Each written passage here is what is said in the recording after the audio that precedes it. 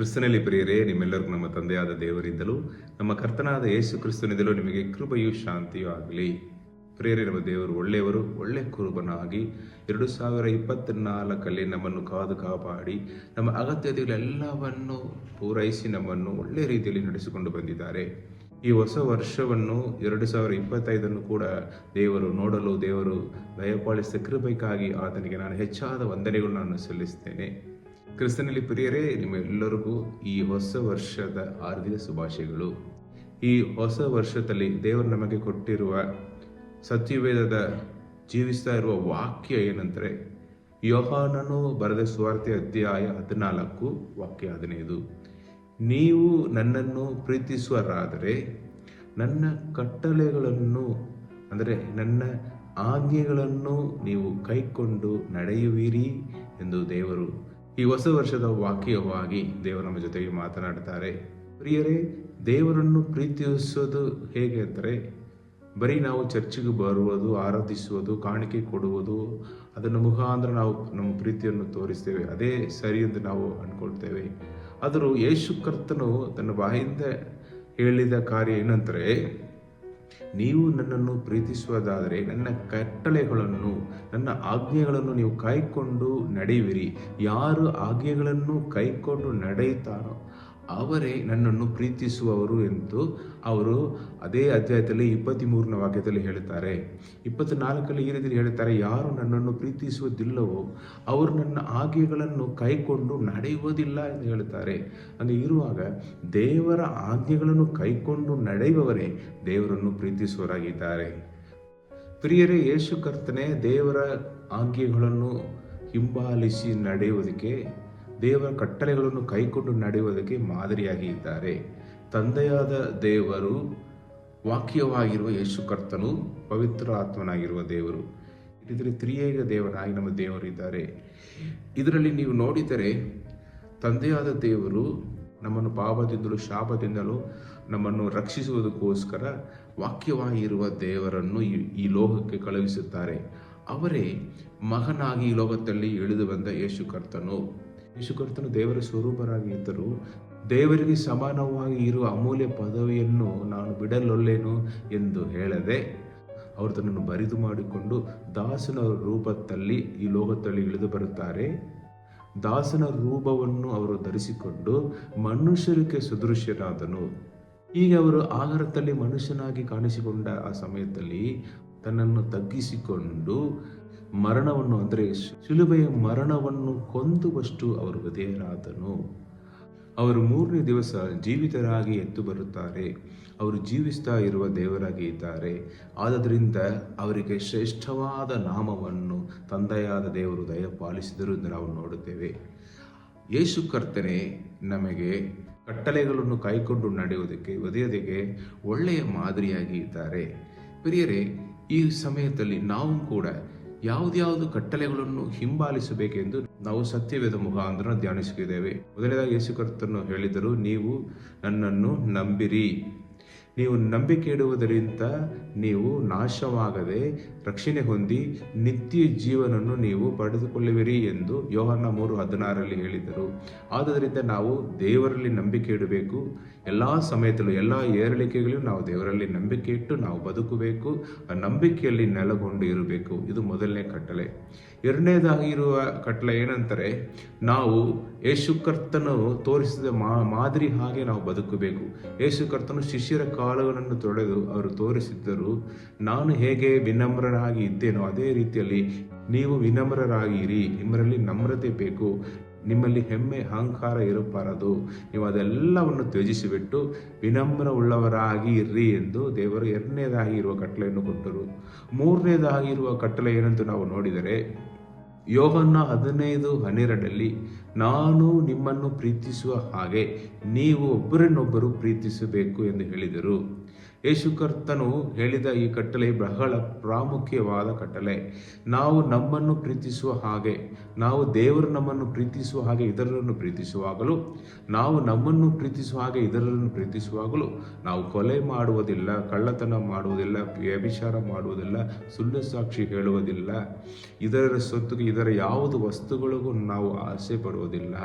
ಈ ರೀತಿಯಲ್ಲಿ ನಾವು ಧರ್ಮಶಾಸ್ತ್ರವನ್ನು ನೆರವೇರಿಸುವವರಾಗಿ ಇರುವೆವು.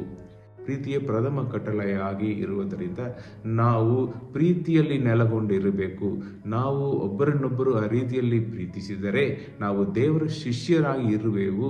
ನಮ್ಮನ್ನು ನೋಡುವವರು ಯೇಸು ಕರ್ತನ ಮಕ್ಕಳು, ಯೇಸು ಕರ್ತನ ಶಿಷ್ಯರೆಂದು ಗುರುತಿಸುವರು. ಆದ್ದರಿಂದ ನಾವು ಆ ರೀತಿಯಲ್ಲಿ ಬದುಕಬೇಕು ಎಂದು ದೇವರು ಹೇಳಿದರು. ಆಮೇಲೆ 1 ಪೇತ್ರನ ಅಧ್ಯಾಯ 1:15-16 ದೇವರೊಂದು ಕಟ್ಟಳೆ ಕೊಡುತ್ತಾರೆ. ನಾನು ಪರಿಶುದ್ಧನಾಗಿ ಇರುವ ಹಾಗೆ ನೀವು ಎಲ್ಲ ನಡವಳಿಕೆಯಲ್ಲೂ ನೀವು ಪರಿಶುದ್ಧರಾಗಿ ಇರಬೇಕು ಎಂದು ಅವರು ಕಟ್ಟಳೆಯಾಗಿ ಅದನ್ನು ಕೊಟ್ಟಿದ್ದಾರೆ. ಪ್ರಿಯರೇ, ನಾವು ದೇವರ ಹಾಗೆ ಎಲ್ಲ ನಡವಳಿಕೆಯಲ್ಲೂ, ನಮ್ಮ ನಡೆ ನುಡಿ, ನಮ್ಮ ಎಲ್ಲ ಕ್ರಿಯೆಗಳಲ್ಲಿಯೂ ನಾವು ಪರಿಶುದ್ಧರಾಗಿ ಇರಬೇಕು ಎಂದು ದೇವರು ಬಯಸುತ್ತಾರೆ. ಪ್ರಿಯರೇ, ಪ್ರೀತಿ ಮಾಡುವವರು ಪಾಪ ಮಾಡಲ್ಲ. ನೀವು ನಿಮ್ಮನ್ನು ಪ್ರೀತಿಸುವಾಗ, ಇದರನ್ನು ಪ್ರೀತಿಸುವಾಗ ನೀವು ಪಾಪರಹಿತ ಜೀವನವನ್ನು ಜೀವಿಸುವಿರಿ. ಪಾಪರಹಿತ ಜೀವನವೇ ಪರಿಶುದ್ಧ ಜೀವನ. ಆದ್ದರಿಂದ ನೀವು ಪರಿಶುದ್ಧ ಜೀವನ ಜೀವಿಸುವುದಕ್ಕೆ ಏನಾದರೂ ಹೊಸದಾಗಿರುವ ರೀತಿಗಳನ್ನು ಹಿಂಬಾಲಿಸುವುದಕ್ಕೆ ಅವಶ್ಯಕತೆ ಏನಿಲ್ಲ.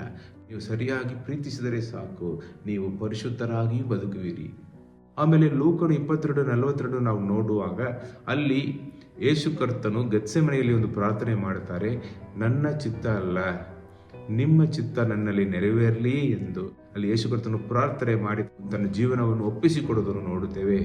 ನಾವು ಕೂಡ ಅದೇ ರೀತಿಯಲ್ಲಿ ನಾವು ದೇವರ ಚಿತ್ತವನ್ನು ಮಾಡುವವರಾಗಿ ನಾವು ಬದುಕಬೇಕು. ನಾವು ಎಲ್ಲ ಕಾರ್ಯಗಳಲ್ಲಿಯೂ, ನಮ್ಮ ಮದುವೆ ಕಾರ್ಯಗಳು, ಕುಟುಂಬದ ಕಾರ್ಯಗಳು, ಸೇವೆ ಕಾರ್ಯಗಳು, ಮಕ್ಕಳ ಭವಿಷ್ಯ, ಪ್ರತಿಯೊಂದು ಕಾರ್ಯದಲ್ಲಿಯೂ ಇದು ದೇವರ ಚಿತ್ತವ ಇಲ್ಲವ ಇದನ್ನು ನೋಡಿ ನಾವು ದೇವರ ಚಿತ್ತವನ್ನು ತಿಳಿದುಕೊಂಡು ಅದನ್ನೇ ಮಾಡಬೇಕು. ನಾವು ಆ ರೀತಿಯಲ್ಲಿ ನಾವು ದೇವರ ಚಿತ್ತವನ್ನು ಮಾಡಿ ಬದುಕಿದರೆ ಎಲ್ಲ ಕಾರ್ಯದಲ್ಲಿ ನಾವು ಜಯವನ್ನು ಹೊಂದುವೆವು. ಪ್ರಿಯರೇ, ನಾವು ಈ ಕಟ್ಟಳೆಗಳೆಲ್ಲ ಹೆಂಗೆ ಹಿಂಬಾಲಿಸುವುದು ಎಂದು ನಮ್ಮಲ್ಲಿ ಕೆಲವು ಸಾರಿ ಭಯ ಕೂಡ ಬರಬಹುದು. ಯೇಸು ಕರ್ತನು ಹೇಳಿದರು, ಯೋಹನ ಅಧ್ಯಾಯ 15:5 ನಾನೇ ದ್ರಾಕ್ಷಿ ಬಳ್ಳಿ, ನೀವು ಕೊಂಬೆಗಳು. ಒಬ್ಬನು ನನ್ನಲ್ಲಿಯೂ ನಾನು ಅವನಲ್ಲಿಯೂ ನೆಲೆಗೊಂಡಿದ್ದರೆ ಅವನೇ ಬಹಳ ಫಲ ಕೊಡುವವನಾಗಿರುವನು. ನಾನಿಲ್ಲದೆ ಅವನು ಏನು ಮಾಡಲಾರನು ಎಂದು ದೇವರು ಹೇಳಿದರು. ಪ್ರಿಯರೇ, ನಾವು ದೇವರಲ್ಲಿ ನೆಲೆಗೊಂಡಿದ್ದರೆ, ದೇವರಲ್ಲಿ ನೆಲೆಗೊಂಡಿರೋದಂದ್ರೆ ಏನು? ದೇವರೊಂದಿಗೆ ನಡೆಯುವುದು, ದೇವರೊಂದಿಗೆ ಅನ್ಯೋನ್ಯತೆಯಲ್ಲಿ ನಡೆಯುವುದು. ದೇವರೊಂದಿಗೆ ಅನ್ಯೋನ್ಯತೆಯಲ್ಲಿ ನಡೆಯುವುದು ಏನಂದರೆ, ನಾವು ಪ್ರತಿನಿತ್ಯ ನಾವು ದೇವರ ಪ್ರಸನ್ನತೆಗೆ ಹೋಗಿ ನಾವು ಪ್ರಾರ್ಥಿಸುವುದು. ವೈದಿಕ ಪ್ರಾರ್ಥನೆಗಳು, ಸಂಗಾದಿಯೊಂದಿಗೆ ಪ್ರಾರ್ಥನೆ, ಕುಟುಂಬದ ಪ್ರಾರ್ಥನೆ, ಸತ್ಯವೇದ ಅಧ್ಯಯನ, ಇದನ್ನು ನಾವು ಮಾಡಿ ಬದುಕುವುದೇ ದೇವರೊಂದಿಗೆ ನಾವು ನಡೆಯುವುದು. ಇದೆಲ್ಲ ನಾವು ಮಾಡಿ ಬದುಕುವಾಗ ನಾವು ದೇವರಿಗೆ ವಿಧೇಯರಾಗಿ ಸಾಕ್ಷಿಗಳಾಗಿ ಬದುಕುವೆವು. ನಾವು ದೇವರೊಂದಿಗೆ ನಡೆಯುವುದಕ್ಕೆ ಪವಿತ್ರ ಆತ್ಮನು ನಮಗೆ ಸಹಾಯ ಮಾಡುತ್ತಾರೆ. ಪವಿತ್ರ ಆತ್ಮನು ಎಲ್ಲ ವಿಶ್ವಾಸಿಗಳಲ್ಲಿಯೂ ವಾಸವಾಗಿ ಇದ್ದಾರೆ. ಈ ಪವಿತ್ರ ಆತ್ಮನು ನಮಗೆ ಸಹಾಯಕನಾಗಿ ನಮ್ಮನ್ನು ಸತ್ಯ ದಾರಿಯಲ್ಲಿ ನಡೆಸುವವರಾಗಿ, ಪ್ರಾರ್ಥನೆ ಮಾಡಲು, ಸತ್ಯವೇದವನ್ನು ಧ್ಯಾನಿಸುವಾಗ ಮಾತನಾಡುವವರು ಆಗಿ ಇದ್ದಾರೆ. ನಮ್ಮನ್ನು ಸರಿ ದಾರಿಯಲ್ಲಿ ನಡೆಸುವವರಾಗಿ ಇದ್ದಾರೆ. ಆದ್ದರಿಂದ ಅವರು ನಮ್ಮಲ್ಲಿ ಇದ್ದು ನಾವು ಈ ಕಟ್ಟಳೆಗಳನ್ನು ಕೈಕೊಂಡು ನಡೆಯುವುದಕ್ಕೆ ನಮಗೆ ಸಹಾಯ ಮಾಡುವವರಾಗಿದ್ದಾರೆ. ಈ ರೀತಿಯಲ್ಲಿ ನಾವು ದೇವರ ಆಜ್ಞೆಗಳನ್ನು ಕೈಕೊಂಡು ನಡೆದು ದೇವರಿಗೆ ಪ್ರೀತಿಯನ್ನು ತೋರಿಸುವವರಾಗಿ ಇದ್ದರೆ ನಾವು ಮಾಡುವ ಪ್ರಾರ್ಥನೆಗೆ, ನೀವು ನೋಡಿದರೆ ಯೋಹನ ಅಧ್ಯಾಯ 15:7 ಹೇಳಿದರು, ನೀವು ಏನು ಬೇಡಿಕೊಳ್ಳುತ್ತೀರೋ ಅದು ನಿಮಗೆ ಸಿಕ್ಕುವುದು. ನಾವು ಈ ರೀತಿಯಲ್ಲಿ ಈ ದೇವರ ಕಟ್ಟಳೆಗಳನ್ನು ಕೈಕೊಂಡು ನಾವು ಬದುಕಿ ನಾವು ದೇವರಿಗೆ ಪ್ರೀತಿಯನ್ನು ತೋರಿಸುವಾಗ ನಮ್ಮ ಪ್ರಾರ್ಥನೆಗೆ ದೇವರು ಸದುತ್ತರವನ್ನು ಕೊಡುತ್ತಾರೆ.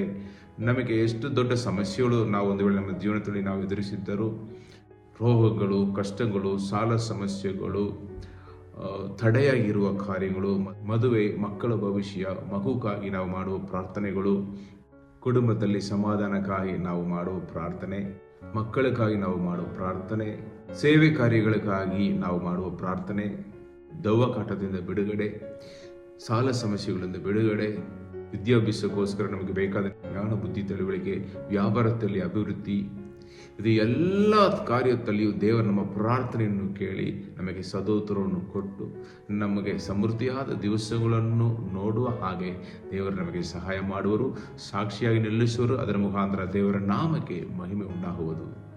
ಪ್ರಿಯರೇ, ಆದ್ದರಿಂದ ಈ ಹೊಸ ವರ್ಷದಲ್ಲಿ ನಾವು ದೇವರನ್ನು ಪ್ರೀತಿಸುವವರಾಗಿ, ಅಂದರೆ ನಾವು ದೇವರ ಕಟ್ಟಳೆಗಳನ್ನು ಹಿಂಬಾಲಿಸಿ ನಡೆಯುವವರಾಗಿ, ದೇವರ ಮೇಲೆ ಹೆಚ್ಚಾದ ನಂಬಿಕೆ ಇಟ್ಟು ಆ ನಂಬಿಕೆಯಲ್ಲಿ ನಾವು ನೆಲೆಗೊಂಡಿದ್ದು, ನಾವು ವಿನಮ್ರರಾಗಿ ನಮ್ರತೆ ಉಳ್ಳವರಾಗಿ ಬದುಕಿ, ನಾವು ದೇವರು ಪ್ರೀತಿಸುವ ಹಾಗೆ ಇತರರನ್ನು ಪ್ರೀತಿಸುವವರಾಗಿ ಪರಿಶುದ್ಧರಾಗಿ ನಾವು ಬದುಕಿ ದೇವರ ಚಿತ್ತವನ್ನು ಮಾಡಿ ನಾವು ದೇವರೊಂದಿಗೆ ಅನ್ಯೋನ್ಯತೆಯಲ್ಲಿ ನಡೆದರೆ ಖಂಡಿತವಾಗಿ ದೇವರಲ್ಲಿ ನೆಲೆಗೊಂಡಿರುವವನಲ್ಲಿ ದೇವರು ನೆಲೆಗೊಂಡಿದ್ದು ನಾವು ನಮ್ಮ ಜೀವನದಲ್ಲಿ ಎಲ್ಲ ಕಾರ್ಯದಲ್ಲಿ ಫಲ ಕೊಡುವ ಹಾಗೆ, ಜಯವನ್ನು ಹೊಂದಿಕೊಳ್ಳುವ ಹಾಗೆ ದೇವರು ಸಹಾಯ ಮಾಡಿ ನಮ್ಮನ್ನು ಖಂಡಿತವಾಗಿ ಸಮಾಜದಲ್ಲಿಯೂ, ಸಭೆಯ ಮಧ್ಯದಲ್ಲಿಯೂ, ನಮ್ಮ ಕುಟುಂಬದಲ್ಲಿರುವ ಜನರ ಮಧ್ಯದಲ್ಲಿಯೂ ನಮ್ಮನ್ನು ಸಾಕ್ಷಿಯಾಗಿ ತಲೆ ಎತ್ತಿ ನಡೆಯುವಂತೆ ಮಾಡಿ ತನ್ನ ನಾಮವನ್ನು ಮಹಿಮೆಪಡಿಸುವರು. ಪ್ರಿಯರೇ, ಆದ್ದರಿಂದ ದೇವರ ಕಟ್ಟಳೆಗಳನ್ನು ಕೈಕೊಂಡು ನಡೆದು ದೇವರನ್ನು ಪ್ರೀತಿಸಿರಿ. ದೊಡ್ಡ ಮಹತ್ ಕಾರ್ಯಗಳನ್ನು ಈ ಹೊಸ ವರ್ಷದಲ್ಲಿ ನೋಡುವಿರಿ. ಕ್ರಿಸ್ತನಲ್ಲಿ ಪ್ರಿಯರೇ, 2025ರಲ್ಲಿ ದೇವರು ನಿಮಗೆ ಹೆಚ್ಚಾದ ಆಶೀರ್ವಾದಗಳನ್ನು ಕೊಟ್ಟು ನಿಮ್ಮನ್ನು ಸಾಕ್ಷಿಯಾಗಿ ನಿಲ್ಲಿಸಲಿ. ನಿಮ್ಮೆಲ್ಲರಿಗೂ ಇನ್ನೊಂದು ಸಾರಿ happy new year. God bless you. ಬನ್ನಿ ನಾವು ಪ್ರಾರ್ಥನೆ ಮಾಡೋಣ. ಪರಿಶುದ್ಧನೇ, ಮಹೋನ್ನತನೇ, ಸರ್ವಶಕ್ತನೇ, ನಿಮಗೆ ಸ್ತೋತ್ರ ಸ್ವಾಮಿ. ಅಪ್ಪ, ಇದುವರೆಗೂ ನಮ್ಮ ಜೀವನದಲ್ಲಿ ಒಳ್ಳೆಯವರಾಗಿದ್ದು ನಮ್ಮನ್ನು ನಡೆಸಿ ಬಂದ ಕೃಪೆಗಾಗಿ ನಮಗೆ ಸ್ತೋತ್ರ ಸ್ವಾಮಿ. 1 ವರ್ಷ ಕಾಲ ನಮ್ಮನ್ನು ಕಾಪಾಡಿ ನಡೆಸಿದ ದಯಕ್ಕಾಗಿ ನಮಗೆ ಸ್ತೋತ್ರ ಸ್ವಾಮಿ. ಈ ಹೊಸ ವರ್ಷ 2025ರಲ್ಲಿ ಪ್ರತಿಯೊಬ್ಬರೂ ಅಪ್ಪ ಸ್ವಾಮಿ ಪ್ರವೇಶ ಮಾಡುವುದಕ್ಕೆ ದೇವರು ಸಹಾಯ ಮಾಡಿದ ಕೃಪೆಗಾಗಿ ನಮಗೆ ಸ್ತೋತ್ರ ಅಪ್ಪ. ರಾಜನೇ, ಇವತ್ತು ನಮಗೆ ಕೊಟ್ಟಂಥ ವಾಕ್ಯಕ್ಕಾಗಿ ನಮಗೆ ಸ್ತೋತ್ರ ಸ್ವಾಮಿ. ನೀವು ನನ್ನನ್ನು ಪ್ರೀತಿಸುವರಾಗಿದ್ದರೆ ನನ್ನ ಆಜ್ಞೆಗಳನ್ನು ಕೈಕೊಂಡು ನಡೆಯಿರಿ ಎಂಬುದಾಗಿ ನಮ್ಮೊಂದಿಗೆ ಮಾತನಾಡಿದಿರಿ ಸ್ವಾಮಿ. ಅಪ್ಪ, ಈ ವಾಕ್ಯಕ್ಕೆ ಅನುಸಾರವಾಗಿ ಅಪ್ಪ ಯಾರೆಲ್ಲ ತನ್ನನ್ನು ಒಪ್ಪಿಸಿಕೊಟ್ಟು ಇವತ್ತು ಹೇಳಿಕೊಟ್ಟ ಪ್ರಕಾರ ನಿಮ್ಮ ಮೇಲೆ ಹೆಚ್ಚಾದ ನಂಬಿಕೆ ಇಟ್ಟು ನಮ್ರತೆಯಿಂದ ತಗ್ಗಿಸಿಕೊಂಡು ಎಲ್ಲರನ್ನೂ ಪ್ರೀತಿಸಿ ಅಪ್ಪ ನಿಮ್ಮ ಚಿತ್ತವನ್ನು ಮಾಡಿ ಪರಿಶುದ್ಧರಾಗಿ ಬದುಕುವೇನೋ ಎಂಬುದಾಗಿ ಯಾರೆಲ್ಲ ನಿರ್ಧಾರ ಮಾಡಿದಾರೋ ಸ್ವಾಮಿ, ಅವರನ್ನು ನಿಮ್ಮ ಪಾದದಲ್ಲಿ ಒಪ್ಪಿಸಿಕೊಡುತ್ತೇನೆ ಅಪ್ಪ. ಅಪ್ಪ ರಾಜನೇ, ಅವರು ಆ ವಾಕ್ಯಕ್ಕೆ ವಿಧೇಯರಾಗಿ ನಡೆಯಲಿಕ್ಕೆ ಪ್ರತಿನಿತ್ಯ ಅವರಿಗೆ ಸಹಾಯ ಮಾಡಬೇಕಾಗಿ ಅಪ್ಪ ನಿಮ್ಮ ಪಾದದಲ್ಲಿ ಒಪ್ಪಿಸಿಕೊಡುತ್ತೇನೆ ಸ್ವಾಮಿ. ಅಪ್ಪ ರಾಜನೇ, ಅವರು ಹಂಗೆ ನಡೆಯುವಾಗ ಅಪ್ಪ ಸ್ವಾಮಿ ನೀವು ಅವರನ್ನು ಆಶೀರ್ವದಿಸುವೇನೋ ಎಂಬುದಾಗಿ ವಾಗ್ದಾನ ಮಾಡಿದಿರಿ. ಆ ವಾಗ್ದಾನ ಪ್ರಕಾರ ಈ ವರ್ಷ ಪೂರ್ತಿ ಪ್ರತಿಯೊಬ್ಬರನ್ನು ದೇವರ ಆಶೀರ್ವದಿಸಿ ನಡೆಸಬೇಕಾಗಿ ಒಪ್ಪಿಸಿಕೊಡುತ್ತೇನೆ ಸ್ವಾಮಿ. ನೀವು ಅವರನ್ನು ಆಶೀರ್ವದಿಸಿ ಸ್ವಾಮಿ, ಅವರ ಕಷ್ಟ ಸಮಸ್ಯೆಗಳೆಲ್ಲ ನೀಗಿಸಿ ಎಲ್ಲ ರೋಗದಿಂದನೂ ಅವರಿಗೆ ಬಿಡುಗಡೆ ಕೊಟ್ಟು ಅಪ್ಪ ಸಾಲ ತೀರ್ಸಕ್ಕಾಗದೆ ಕಷ್ಟಪಡ್ತಾ ಇರೋರಿಗೆ ಸಾಲ ತೀರ್ಸಕ್ಕೆ ಅಪ್ಪ ದೇವರು ನೀವು ಸಹಾಯ ಮಾಡಬೇಕಾಗಿ ಅಪ್ಪ ಮನೆಗಳಲ್ಲಿ ಸಮಾಧಾನವನ್ನು ಉಂಟು ಮಾಡಬೇಕಾಗಿ, ಕೆಲಸ ಇಲ್ಲ ಅಂತಿರೋರಿಗೆ ಕೆಲಸವನ್ನು, ಮದುವೆ ಆಗಲಿಲ್ಲ ಅಂತಿರೋರಿಗೆ ಮದುವೆ, ಅಪ್ಪ ಸ್ವಾಮಿ ಮಕ್ಕಳಿಲ್ಲ ಅಂತಿರೋರಿಗೆ ಮಕ್ಕಳು ಕೊಟ್ಟು ಸ್ವಾಮಿ ಈ ವರ್ಷ ನಿಮ್ಮ ಮಕ್ಕಳನ್ನು ನೀವು ಆಶೀರ್ವದಿಸಬೇಕಾಗಿ ಪ್ರತಿಯೊಬ್ಬರನ್ನು ನಿಮ್ಮ ಪಾದಕ್ಕೆ ಒಪ್ಪಿಸ್ತೇನೆ ಸ್ವಾಮಿ. ನೀವು ಹಂಗೆ ಮಾಡಲಿಕ್ಕೆ ಶಕ್ತನಾಗಿರುವುದಕ್ಕಾಗಿ, ಸರ್ವಶಕ್ತನಾಗಿರುವುದಕ್ಕಾಗಿ ನಿಮಗೆ ಸ್ತೋತ್ರ ಸ್ವಾಮಿ. ನಮ್ಮ ಪ್ರಾರ್ಥನೆಯನ್ನು ಕೇಳಿ ಸದೂತ್ರನ್ನು ದಯಪಾಲಿಸಿದ ಕೃಪೆಗಾಗಿ ನಮಗೆ ಸ್ತೋತ್ರ ಸ್ವಾಮಿ. ನಜರೇಯನಾದ ಯೇಸುವಿನ ನಾಮದಲ್ಲಿ ನಮ್ಮ ಪ್ರಾರ್ಥನೆಯನ್ನು ಅಧಿದೀನತೆಯಿಂದ ಪೂರ್ಣ ನಂಬಿಕೆಯಿಂದ ಬೇಡಿ ಹೊಂದಿಕೊಳ್ಳುತ್ತೇವೆ ಜೀವವುಳ್ಳ ತಂದೆಯೇ, ಆಮೇನ್.